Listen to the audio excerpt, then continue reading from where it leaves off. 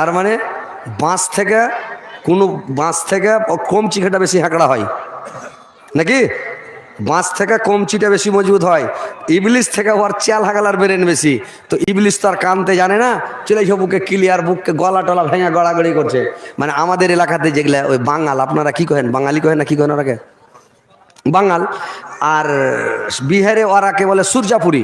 তো বাঙালের যখন কেউ মরবে তো ওরা যখন কাঁদবে তো মাতম করবে। মাতম মানে বুঝেন? মাতম মানে মাতম করবে ওরা যদি মরে যায়। ওর মা মরলো, ভাই মরলো, বাপ মরলো, ওর 14 গোষ্ঠী মরলো, কেউ মরেছে, তোরা কাঁদবে কি করে? খালি ওগা মনি হাগা মরে গেল গা, মুই কি করবো গা, এরকম। আর কি লেবে আর কানবে, আর দাড়ি ছিঁড়বে, গতরকে নুচবে, মেয়ে ছেলে ব্লাউজ ছিঁড়বে, আর গতরকে নুচে নুচে খেয়ে খেয়ে উঠিয়ে এগুলো খালি নুচবে আর খালি কানবে। মানে এগুলো হলো মাতম। হাদিসে বলা হয়েছে কেউ মরে গেলে মাতম করিও না, নাকি? মাতম করতে হয় না, কাঁদো না। বাপ মরেছে, মা মরেছে, ভাই মরেছে, গণাগোষ্ঠী কেউ মরেছে, কাঁদতে হবে। কানন থামা যায় না। দোষ বন্ধু মরেছে, কাঁদতে হবে। কিন্তু তুমি তার লেগে মাতম করবে, চুল ছিঁড়বে, দাড়ি ছিঁড়বে। আর বাঙালিরা করবে কি, একদম মাটিতে মানে বাবু গে এখানে কেনে চলে যাবে, মানে এমন কাঁদবে। তো কান এইভাবে কানতে হয় না। মেয়ে ছেলে, আমাদের মেয়ে ছেলে কাঁদবে আর মাতম করবে। একজন আর পুরুষ মরেছে, মানে ভাতারটা মরে গেছে, তো মায়ের লোকটা কাঁদছে। কি কে কাঁদছে? আমার দারদির লাখে হাত দিয়েছি তাও দাম নেই, মুখে হাত দিয়েছি তাও দাম নেই, তহমন খানটা চেড়া দেখছি তো পাছা খানটা হয়ে আছে। কহেন মেয়ে লোক কানবে, কানবে, ঢং ঢং কিছু নাই, বলবে আমার দারদি পাপড় খেতে চাইছিল এ বাজি রে, আমার দরদি নারকেল খেতে চাইছিল এ বাজি রে। এটা কোনো কান্দা হলো? এভাবে মানুষ কাঁদে? আরে কাঁদবে তো কাঁদালো, আর কথা বলবে তো কথা বলো, কথা বলো। কিন্তু কানবে ফের কথা কইবে আমার দরদি পাপড় খেতে চাইছিল এ বাজি রে। দেখেন এগুলা হলো জারি। মানে হাদিস আছে তুমি জারি করে কানিও না আর মাতম করিও না, নাকি? ওই একজনের বেটা মরে গেছে, তো মানে মরার মতন হয়ে গেছে, তো মরেনি, মরার মতন হয়ে গেছে। সবাই কয়েছে ডাক্তার বলেছি বাঁচবে না। তো আর বেটার কাছে পয়সা কাঁদছে, হ্যাঁ রে বাজি তুই যদি মরে যাস আমি কি করে খাবো এ বাজি রে। তোমার বেটা কইছে মাকে তুই খিদে না খেস। বোকা বুঝতে পারেনি, ওকে বলছে হ্যাঁ রে বেটা তুই যদি মরে যাস, তুই আর বড় বেটা, তো আমি কি করে খাবো? তো খাপা বুঝতে না পেরে কইছে মাকে তুই খিদে না খেস। কত ওর মা কানা বন্ধ করে দেখালি ছাকবে করে দেখছে, কেউ শুনে নিল নাকি? হ্যাঁ, তো এরকম হয়েছে ব্যাপারটা।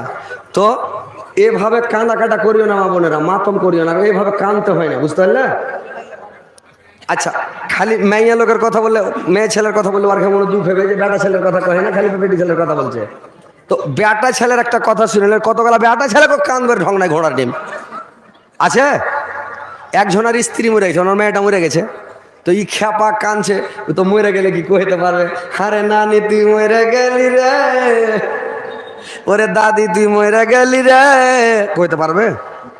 নানিও কইতে পারবে না, দাদিও কইতে পারবে না, বুবু কইতে পারবে না। কি কয়ে কানবে? তুই খেপা কানছে, খালি হয়েছে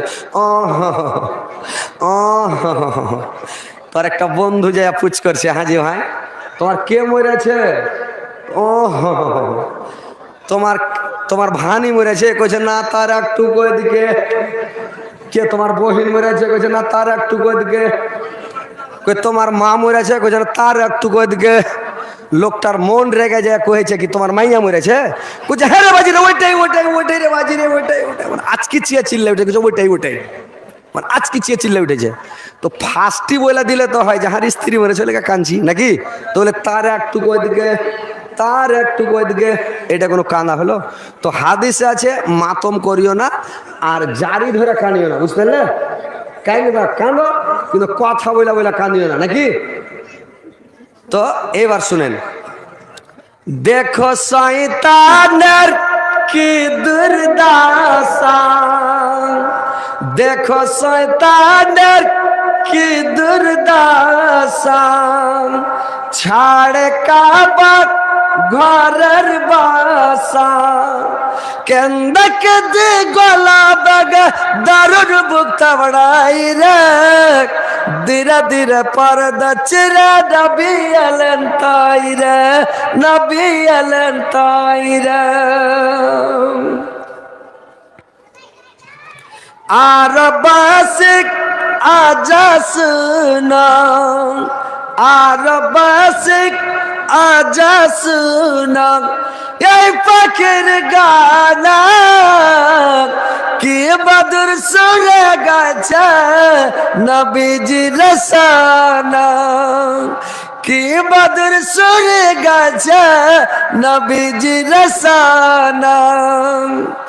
ডালে ডালে ভরের বেলায় চুহ চুহ গাই রে, ধীরে ধীরে পর্দা চিরে নবী এলেন তাই রে, নবী এলেন তাই রে।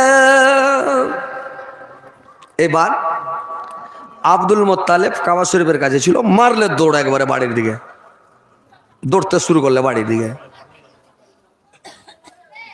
দৌড়তে দৌড়তে গিয়ে বাড়িতে গিয়ে যে ঘরে আল্লাহর নবী ভূমিষ্ঠ হয়েছেন, যে ঘরে আছেন, যে ওখানে ডাক দিচ্ছে, পরশুতির ঘরে গিয়ে দাদা ডেকে কয়, চাঁদের মতন ছেলে টাকা দেখাও না আমায়।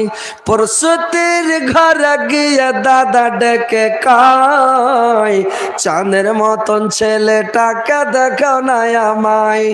এই শিশু মহান হবে, এই ছেলেটি মহান হবে, বলে মোর মা। আমিনার ঘরে আজ কার আগমন, খুশেতে দোল খাইয়া কাসবমান।